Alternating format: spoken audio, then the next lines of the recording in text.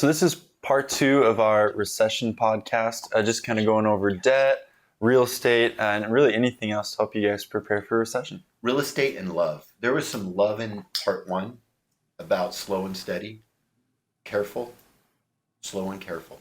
Slow and careful. Yep. Because a recession is really a romantic time in general. It can be. There's a lot of, I tell you, one of the sad things of going through 2008 was the divorce. Watching people lose their businesses, watching the divorce after that. So, and especially us men, we don't do well when we lose our jobs and careers. So have the emergency fund ready. Spend time taking your wife out, doing stuff with her. So tell her she's pretty. Tell her she's even pretty. During a divorce. Find a way to put the responsibility on her so that it's her fault when you lose your job. Stuff like that. Mm-hmm. The real manly thing to do. Very manly. And so in a recession, we know the stock market goes down. Jordan, from a real estate perspective, what's the real residential housing market going to look like? What's kind of the take? That one's tough. I know it's tough because it depends on who you talk to, and it's definitely regional dependent question. You know, what about New York or San Francisco? I think they're in the shitter. To be honest with you, I don't really think there's another way to put it. Especially with all these people from Honduras popping up in New York, I don't necessarily know that that's going to be a place that people flock to that are going to try to start businesses. I think people are going to move out of those areas. But, you know, I invest in 2 totally different markets out here in Arizona and then small town Ohio. Arizona, I know one of the, you know, quote unquote crises are all the new builds. Builders now, they're offering incentives to get these homes sold. I think they're kind of realizing that, you know, not as many people are buying as they had hoped. People don't like 7 and 8% either on rates when the prices are That's still hard. high.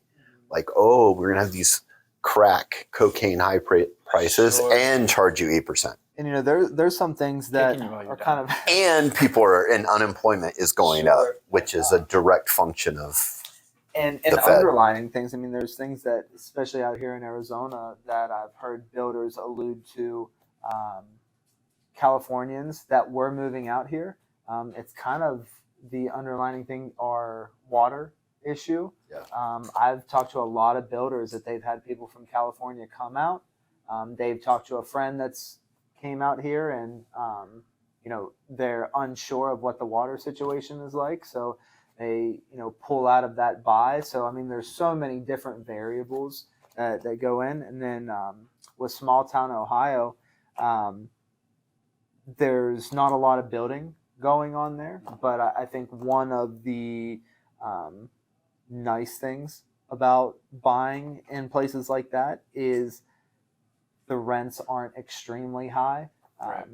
Very hardworking people that, you know, if they have to work 2-3 jobs, they're going to, you know, pay that bill. They're going to keep the roof over their family's head. So it's 2 totally different types of housing markets.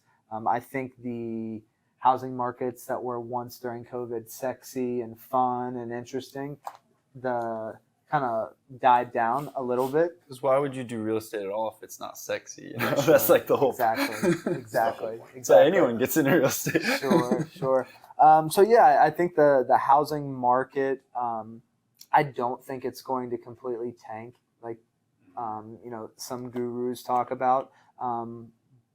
But again, it depends on where you're at. You know, I think, you know, out here in Arizona, there's always going to be people buying, but maybe not at the rate that we expected, especially the builders.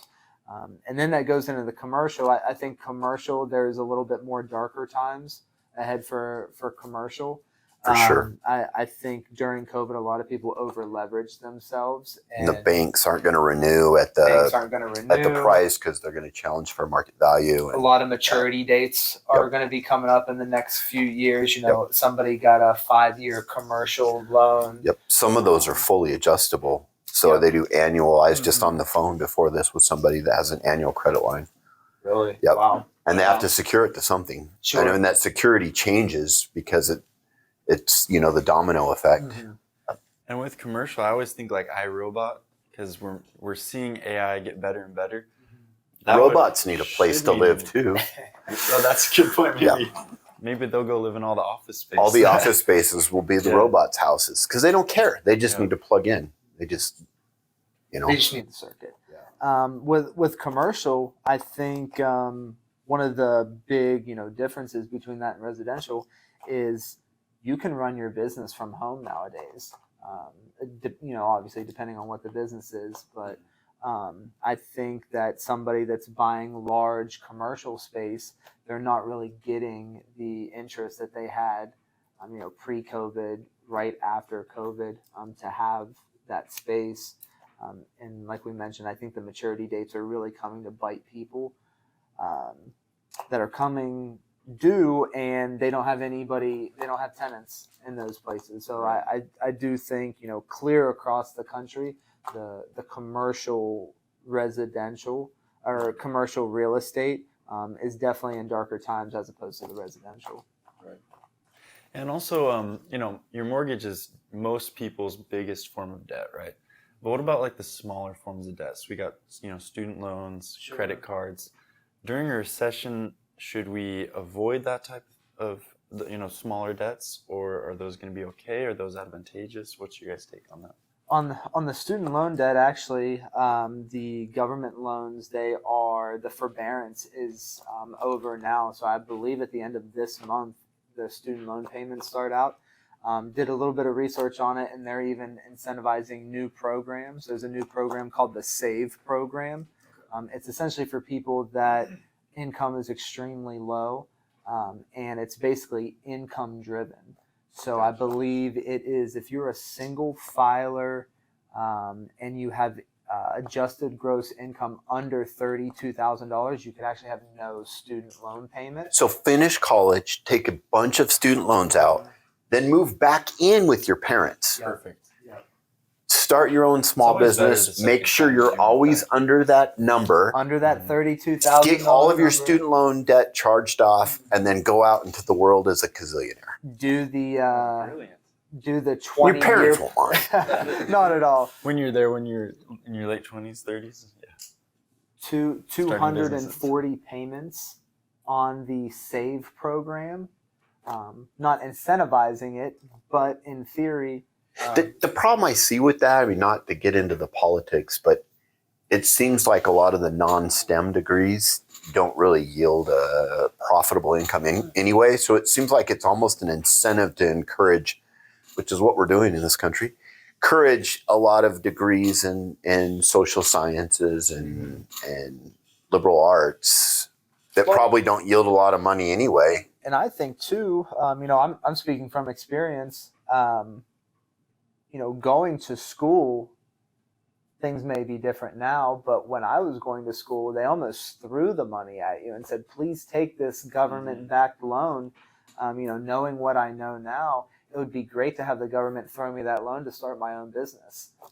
So, if somebody's asking for advice, you get a student loan. You get a student loan. The only scary part is once you get on the government nipple, Yeah, that's You're on the red line. Yeah, it's just not the person you want to get into business with. Sure. And I know that's a different social change in the world now, but would you say the same thing if somebody were to get an SBA loan?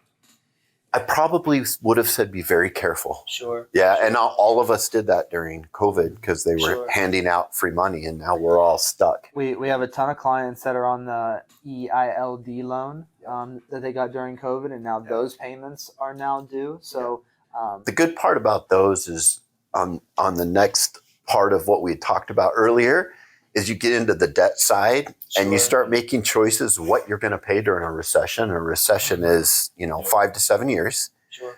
Coincidentally, it takes 5 to 7 years for your credit to recover. I'm not saying to do this, but quite honestly, I've changed my views a lot over time where I said you always pay your bills. I don't know that I agree with that anymore. When the government does a rug pull, I think you kind of tell them to pound sand. And maybe those credit cards, those high interest rate credit cards and SBA loans that aren't, Max them out. yeah, if they're under 500,000, I believe they don't collateralize your home. So I mean, it's definitely something to And discuss. student loans, I believe they're not included in bankruptcy. Yeah, you can't bankrupt out of student loans that, if I understand it, that are government backed. Correct. Yeah. Yep. So Those just are stuck with you then. yeah, it's the one thing: taxes and student loans. Well, All by design. unless Biden's going to win, then everybody gets rid of their student loans anyway. So Take the shackles That off. is not a Biden thumbs up either. I don't It was- care as long it as was a facetious comment. In case as long anybody as they can was- speak as good as me and they can follow a system and a program, I think fine, let them be president. But if they can't, put They them in can't the find their way off the stage. Yeah. I don't necessarily know. let that I him want make them leading wallets the and do finger painting. I mean, the guy's in his 80s, a poor man. Let him rest. Let them just have ice cream. Yeah, let him have Just ice have cream ice and finger paint. Play bingo. So that was the main thing. I think cash is king. Yep. Cash is king is the biggest direction of what I see, and we're going to be doing some interviews with people I'm excited. as for the it. recession's hit. We've already got we had a big mortgage company that's closed. We've got some real estate people to talk with. So changes are already happening. Yeah, so get started on your emergency fund. And go ahead and like, comment, and subscribe. In the comments, go ahead and put other ways that you like to prepare for recession or anything else you'd like us to make a video about.